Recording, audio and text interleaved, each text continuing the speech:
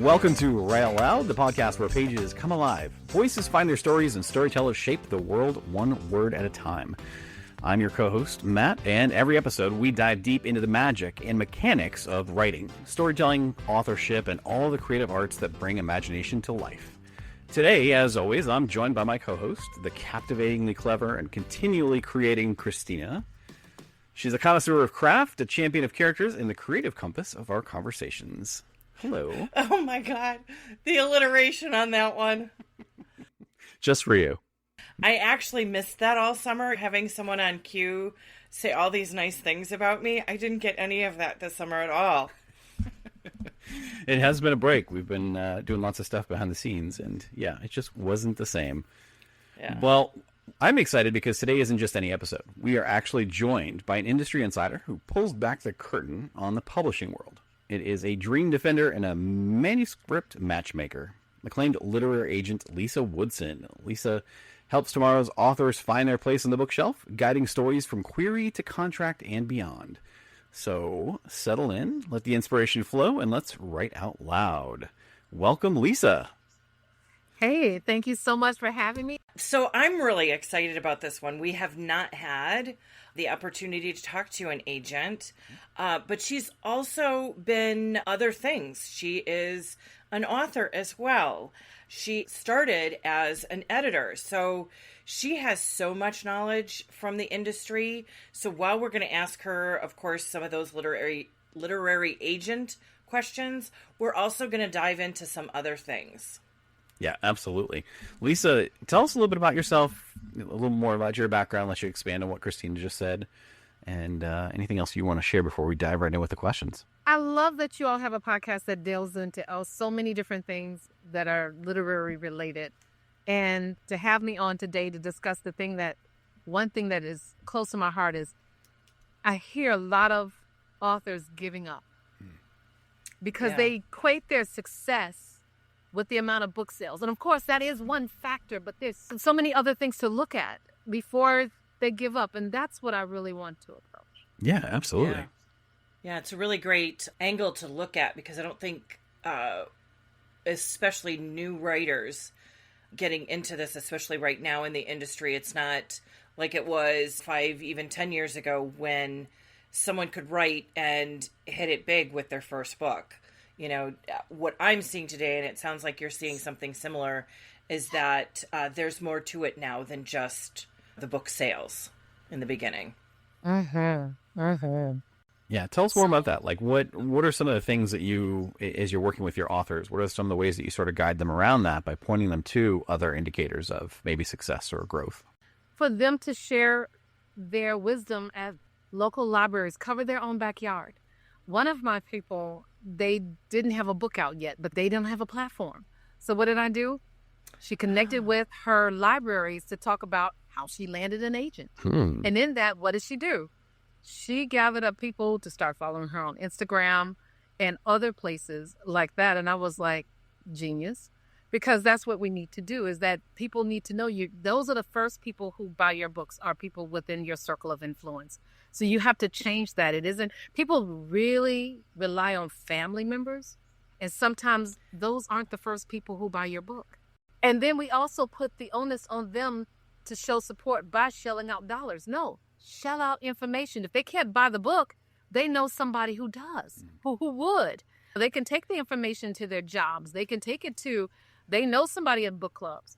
I think they lock it in at, I need to see dollars across, and they equate that with book love. And there's more to it than that. My brother probably has not read a fiction book ever. Ever. He got out of school by the skin of his teeth. But what he did was he taught me about selling myself, and he taught me about selling other people. He stood outside of my first book signing. It was empty. It was downtown Chicago.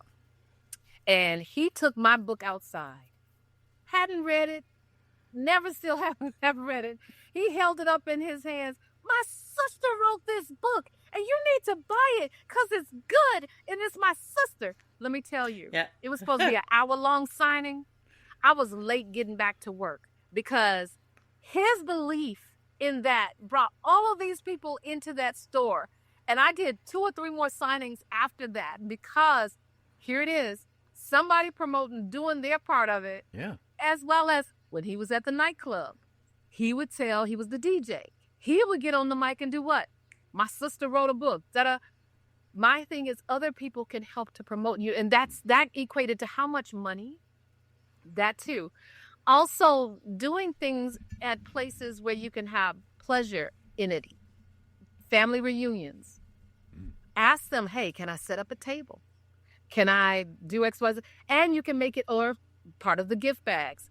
Hey, I have gift bags I want to give. And what do? You have your promo material or sample chapter of your books. Because what? That's a whole 100, 200 people that can do what? Take that information back to other people who read. Even if it isn't them, then they'll be, oh, she's big time. She's got this sign. It's little things like that. Church picnics. All of these things. Different places. If you're a youth YA author, why aren't you connecting with the Boys and Girls Club or the Big Brothers, Big Sisters of Metropolitan, wherever? Already doing speaking engagements, getting the parents to know you. The thing about it is most people don't really hit the ground running until the book is 3 months out from being published. And that's a little too late. You're about to write a book. Make sure you start doing your marketing early and say, you know what? I need to do this, this, this, this, and this. Do not discount hand-to-hand sales. I have started doing a thing, and this is what I do for my authors, is I connect with people who are doing intimate events. I'm doing the Royal Book Bash that is in the DMV. Well, their book bash is on Saturday, and I'm paying for air and hotel to get there, right? Well, I want to make sure I make my money back. So what do? I book the ballroom on Friday night and do what? I come out and play with Naleighna Kai party. It's free and open to the public. And they come in, they play games, they'll get books, they'll have a great time, it'll loosen the pockets, whatever. But they get to know me.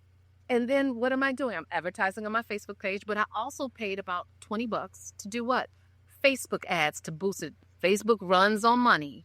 So go ahead. And as soon as I launch that event from my personal page, I have a professional dashboard on my personal page. I started getting ticket sales just today, immediately within like 5 minutes of it going and being boosted, $20 to market and promote to people who live in that area that I wouldn't know that lived in that area, but they're on my friends list. So there's so many different ways that you can approach this, and it doesn't cost an arm and a leg and a couple of toes. Yeah. That's great. I also want to circle back to what you said in the very beginning with someone who doesn't have the book out yet. I think a lot of people go, oh, I don't need to do anything until the book is out because I can't sell anything if the book isn't out. But what you said about building your platform, that's building your readership before the book comes out. One thing that I think all platforms still allow you to put up pre-orders. Even if you're with a publisher, they're going to put you up for a pre-order. But if you're a self-published, publishing on your own, I believe you can still put up a pre-order. But even before you do that, like you said, go to the library, start building your audience, develop your newsletter, put interesting things in there in the newsletter. Yeah, I think that's a really great point. Hand selling, fabulous. I mean, there's no better way. I mean, how lucky are you to have that brother that would do that? That's not even read the book. Oh my God. But yeah, out there toting for you. So maybe find someone in your life who is an extreme extrovert. Yes. And that may be able to do some of that shouting from the rooftops for you. Really like those ideas. Those are great. Yeah, absolutely. I will say, too, I think there's an opportunity to connect with your local indie bookstores around the area also, right? Like, I think sometimes they like to get to know their local authors, and that gives you a chance to really get in there, and they're more interested too if you've built a relationship with them. They're more interested in supporting you and bringing you in and doing signings and things like that because they know you and they know what you bring to the table. And the other thing is, Bookstore Insider here, if you actually go and introduce yourself, and this is before your book is out, go introduce yourself, let them know what's happening. I'm a local author. If you get a certain number of copies, I'll come in and sign them. They may suggest doing a little bit of here's a local person display, which would be really great. But especially if you're an indie author, same goes for someone publishing traditionally. They may not know who you are, so they may not carry your book, but they will carry your book if they know that you are going to help them hand sell it. So that's another way, too, to work with that independent bookstore. Yeah, absolutely. So Lisa, you and I were talking a little bit over the weekend, and I know that you were being pitched to for some things. When you think about the work that gets presented to you, like what stands out to you first when you read a manuscript or you see a submission for the first time? Like what are you really looking for? What works for you? So it's different because I get the pitches from different places. But let me tell you what was a slam dunk. There's this guy, his name is Ian, and I'm not supposed to be taking any new clients, right? Because I want to work on the ones I already have. But I'm still nosy. So people who slide through and say, it says by referral only, right? But they still try to slide through anyway. I still kind of look because I still don't want to miss the one. His pitch, just one paragraph. And I said, let me see if he delivers on his writing. I skimmed the first page, ready to sign him. Nice. Then I said, maybe let me not see. And then I threw the first chapter to my editorial team. And that's Angel Payne, Stephanie Freeman, Ellen, Kylie Goeckler, and Tracy Finley. I said, so it's not just me feeling this way. Let me see what they said. All of them said, that hits. It's a mystery. Hell's Diner. It's murder over evil. Ooh. And it is so, but here was the problem. At first, he was ready to give up on this whole process and self-publish. He was set to self-publish in November. And in the time that it would take for me to read it and give him an answer, I did not want to mess up his chances to release. I'm sure he could write another book and another book, right? So I got on the horn with him. Let me tell you, he took that book down so fast. That faith alone, I signed him. And when I say it was that one paragraph was a hook. Nice. And the writing delivered. I go with my gut when it comes to that because there's so many submissions that come through. And how I stem the tide is I say by referral only. So it comes from my developmental editors will say, oh, I just edited this book. You've got to take a look. Or a current client, hey, I've got this person such and such and such. I get it from there or family members of whatever.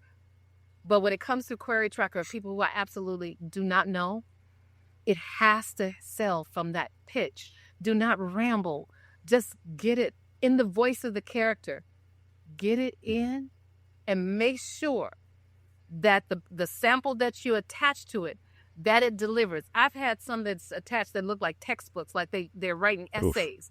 There's like one had no quotation marks, no dialogue tags throughout please make sure your work is professionally edited before you submit to me or any agent. If we have to hit all of these speed bumps before we get to the good wood, it's an automatic no, because there's some people who are already learning the craft, done all the things, and we get that in and we're going to accept this. This guy was a pretty tight writer. He could still use just that one last round.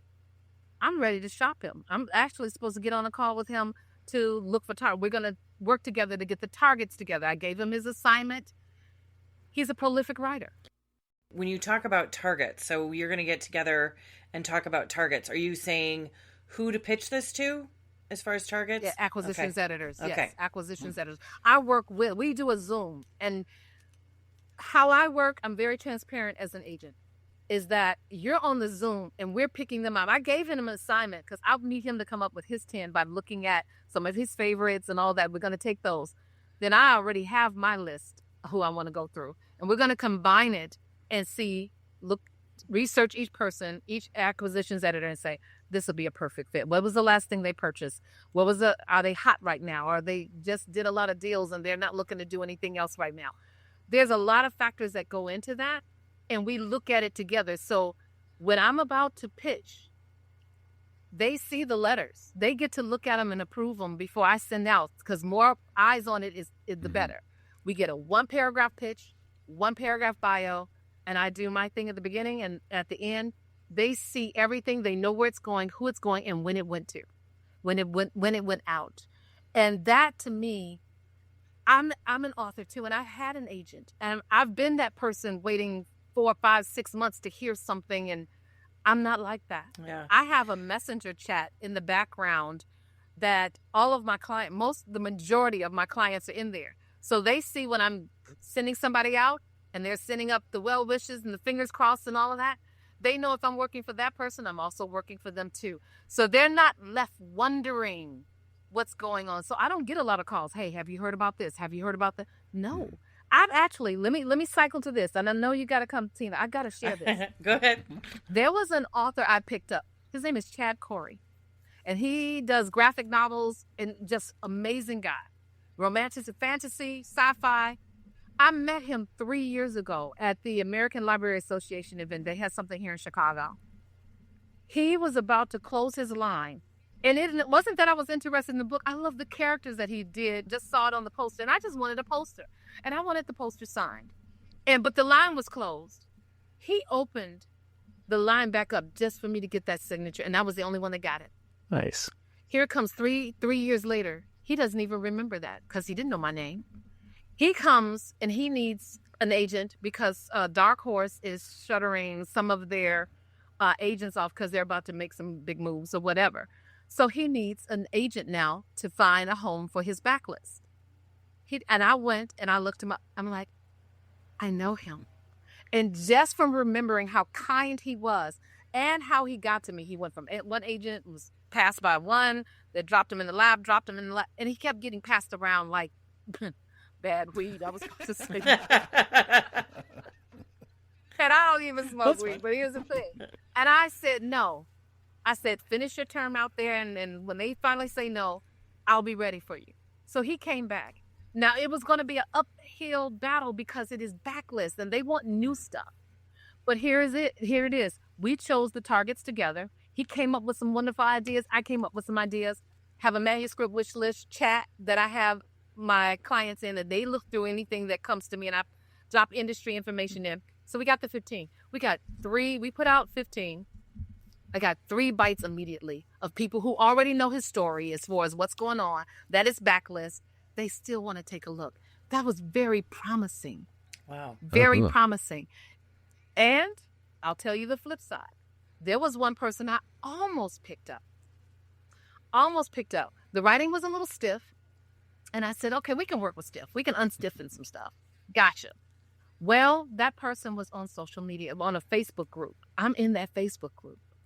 And I saw her blast another agent. She blasted that agent because she felt that agent said they couldn't relate. And it's because they were of the same ethnic background. She felt that she should. And it wasn't that she blasted her. That was one red flag. Second red flag was I looked at the responses of the people in the comments. I looked at how she responded to them. I said, she's going to be a problem. So I had already called her, and I was waiting for a call back. It was a wrap. Yeah. Why? Because we look at those things. We're in these groups. We're watching social media. That's how I knew the guy was about to publish. I went to his social media. Then I went to Amazon. I was like, he's about to, let me not destroy his chances on that. He's about to do his thing. But if he had published that book, let's go back to Murder Over Easy, it would have been a little harder to push them because then they're going to want to see sales. Yeah. Then the publishing houses will want to see sales. Whereas him being a debut author coming through the gate, baby, it's going to be so nice. Scrambled eggs. Not Murder Over Easy. It's going to be scrambled eggs. I want to circle back again to what you said about how your approach to agenting does come from your background of being an author. So give me some things that you learned as an author that you applied to being an agent. Communication. It's the communication. It's the not knowing that bothers an author. It's when did you send it? Who did you send it to? Did I get any answers? When I get answers, good, bad, or ugly, I screenshot and send it to them so they can see that they don't have to contact me. I'm always outgoing information. That's what I think. And also letting them have a say. Okay, there was one person and I had a little misgivings and I said, well, maybe it was a kink thing. And there were 2 or 3 things in there. I was like, maybe I'm just being a prude and I'm older and this is the way things are now. But it was something that gave me pause. But I did not want to take that author's voice either. You understand what I'm saying? So I let it go out there. But she ended up hearing it from the acquisitions editor that really loved the book. But those things that I considered were the things that they also made it a pass. So now the author, and I had addressed it with the author that it was kind of for me, but now she'll go back and apply it. And now she had put this little quip up on this Post-it note. Believe Lissa in everything. That's something to that. But there's that. But working with them now, I've had one person who didn't like my agenting style. If I needed, and I asked her if I needed to change one sentence of the work in order to get it through to an acquisitions editor, because I know that this was no, you got to discuss it with me first. This and okay. But here's the thing: if I need to do it on the fly, I may not I'll lose an opportunity. If I'm on the Zoom and I'm talking to them and I need to do this to get it in, by the time I wait for it to come, I'll miss that opportunity. That agenting style may not work for everybody. I'm very aggressive. I'm very outgoing, but I'm also very with you, very intentional. And the thing about it is, and I don't give up. One person said, how long does it take for you to get? There's some people who ended at 10. Some people ended at 15. The thing about it is what we do after 20, we pivot. Okay, so there's one client that I have. If she had gotten the deal, she was close to it. If she had gotten the deal at the time that Taryn Fisher and Colleen Hoover, she's in that class of people. If she had gotten the deal then, the book that she's working on would fly. But now I think people are burned out on those kind of domestic thrillers and unreliable narrators and all of these things. So now it was a hard sell. So I said, what else you got? She's like, well, I have been piddling around with a romantic comedy. I'm like, let's go. Let's clean it up. Let's put it out there. She started getting bites for the romantic comedy. You have to be flexible. You have to know when to pivot, but you don't give up. I don't give up until they do. Yeah. Thinking about the different styles agents have, and I think that you're exposed to a lot of different authors in your day-to-day. What's something about being a literary agent that most people don't expect or maybe misunderstand? They think we're editors, and we can give editorial direction, but if we're in the trenches editing your work, then we're not out there doing what you need us to do, which is selling the work. That's one of the biggest misconceptions. The second misconception is that you don't need to have your work edited before you send it in. If I had to choose between something is mediocre and polished or dynamic and needs a lot of work, I'm going what can get out the door fastest. Nice. Okay. Wow. Yeah. And just sort of a fun question. If you could represent any author, living or dead, who would it be? Octavia Butler. Oh, yeah. Yeah. Octavia Butler. Yep. Her mindset. She wrote I believe in vision boards. I have 3 I'm looking at right now. She wrote her success into his existence. She had that thing where she said, I am a New York Times bestselling author. I will win this prize, that prize. She wrote that out. That mindset prepared her for success. I also do that with my clients. Some clients I think is woo-woo. No, vision boards, or even practice writing. New York Times bestselling author Naleighna Kai. Practice writing. That mindset has everything to do with it. There was, what's this guy's name? Jim Carrey. Mm-hmm. Yes. He wrote himself a check Yes, he did. for, I think, $10 million or whatever, as he sat outside of, what is it, where they did the Grammy Awards, whatever that place is that they do it. And he wrote himself a check when he was at his lowest. And what happened was, eventually, he got signed for a movie, and the biggest amount he was paid back then was the amount that he wrote on that check. My thing is, that's a vision. Yeah.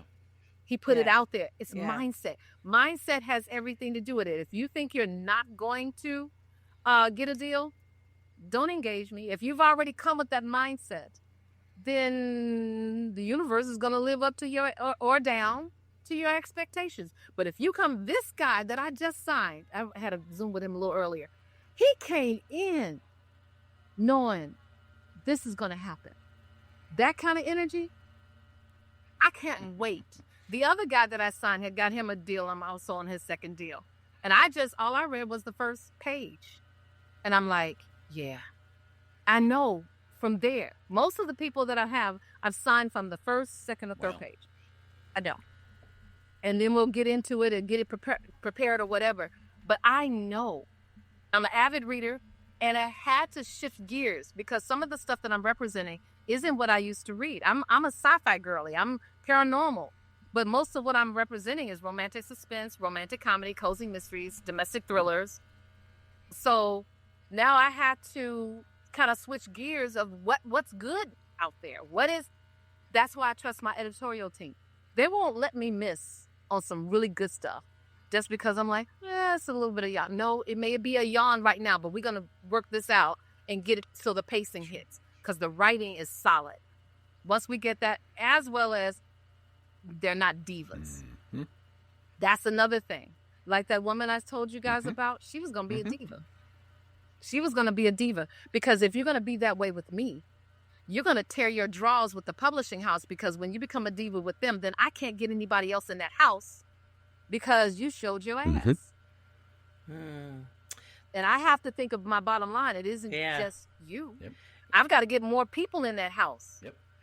Yeah. So does it make it more difficult for you when you have a problem client with the publishers? I'm actually thinking about one of my experiences where I actually witnessed an author I was working with really tear into her publisher. And I am now looking at it through your lens of how did her agent handle that? Because the agent does have to work with the publishing houses. Like, you can't burn those bridges. You need those bridges to help your clients. So how do you deal with a difficult client and not burn those bridges with publishing? I try not to. Once I've been burned, I try to really, really weed out the divas. I try to really weed out. And part of that is editorial as well. Because when they're in the editing process, they show a different side of themselves to the editors than they do to the agent. That's interesting. So you literally do get feedback from your editing team of like, oh, this woman man is so hard to work with, and you may want to consider maybe not working with them. Interesting. Mostly men. Mostly men. Wow. And they'll say the demanding this, that, and I try to head it off at the pass, because I'm not just looking at them. I have a very small stable of clients. There are people who have 100, 200, 300, because we don't get paid until we sell books. So I have to like you to put 2 years worth of energy into you to do this, in the sense that I sign a deal for someone today. The book doesn't come out. We may get an advance, okay. But if we don't, I don't see any money for like 24 months. Yeah. So I have to like you. I have to know that you're going to be the best representation of who my agency can bring, because they'll say, oh, who else she has. When they see that name, I want them to open up my submissions package right away. So I have right now on submit 14. I've pared it down. I had about 60 in the beginning. And it got to be that people won't make deadline. It's a wrap. Because that's another thing. Missing deadlines can become a thing.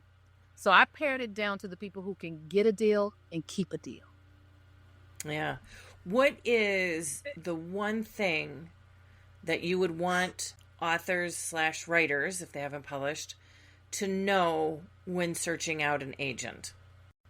We do check your social media platforms. Clean it up before we look. I had to, when I was mentored 2.5 years in the Seymour agency. And then it wasn't just me, it wasn't the macro group, it was the Seymour agency that putting people through. So if an acquisitions editor is going to check me out, they're going to go to my social media. And I was an erotic author. So, and I sometimes put some very funny, very raunchy, whatever stuff on it. What I had to do was I had to go clean up all my posts that did not fit with the brand of who I was representing. Yeah. And the same holds true. You don't have to have a boatload of stuff on there, but it needs to be representative of who you are in the sense of what books are you reading? What did you last review? Talk about your characters, talk about family. We can get a sense of who you are, but we do check that. And a lot of my passes are editorial, and the other percentage is they're ghosts. They have no digital footprint. Oh. Wow. Interesting. Well, as we sort of wrap this conversation up, I wanted... Oh, wow, that was quick. I wanted to give you a chance to just promote anything and whatever is top of mind that you're just very excited about that you think our listeners should know about. Well, a lot of my clients are going with me, the Cavalcade of Authors that is happening. It's in its 21st year, and we're doing a royal affair in Chicago where Wakanda meets Bridgerton, but we're also taking it on the road as well in the Nashville, Phoenix, Texas, Atlanta, the DMV area. So make sure you join the mailing list on Macro MPG, Macro M as in Mary, P as in Paul, G, or Naleighna Kai, which is my author name. Yeah. Naleighna Kai, NALEIGHNAKAI. Join the mailing list so you can find out about any events we have upcoming, as well as we have some anthologies coming out. So if you want to dip your toe in the water of writing and you don't have a platform, anthologies are a great way to get in because you're connected then to authors who are further up the literary food chain. And you can establish your platform on Amazon without having a physical book yourself, but you can collect followers that way. So when your book finally gets published and out, Amazon will send them an email saying, hey, this person has a new book out. So anthologies are coming out. We have the events, as well as if you want to find me as an agent, Macro MPG, hit me on Query Tracker. I only take submissions by Query Tracker because it helps to keep me accountable. Nice. Yeah, we'll actually link all of those on this episode's landing page. So if you want to hit her up any of those places or find out more information about the Cavalcade of Authors or any of the other events she's got going on, just go ahead and go to the landing page for this episode. We'll have the links there. Check our website, check the show notes. All the links will be there. Thank you. Yes, well, that's a wrap for today's episode of Write Out Loud. A huge thank you to Lissa Woodson for sharing her wisdom and demystifying the world of literary agents. It's always inspiring to hear from professionals helping storytellers get their work and get it out there and bring it to life. So thank you also for tuning in to Write Out Loud today. Every listen, every comment, every shared moment means the world to us, and we are truly grateful for this community of storytellers and dreamers. Your passion, creativity, and support inspire us to keep going and keep these conversations going. So remember, your voice and your stories matter. So keep writing, keep dreaming, and we can't wait to connect again next time. So from Christina, Lissa, and me, thank you for being part of our creative family, and keep writing out loud.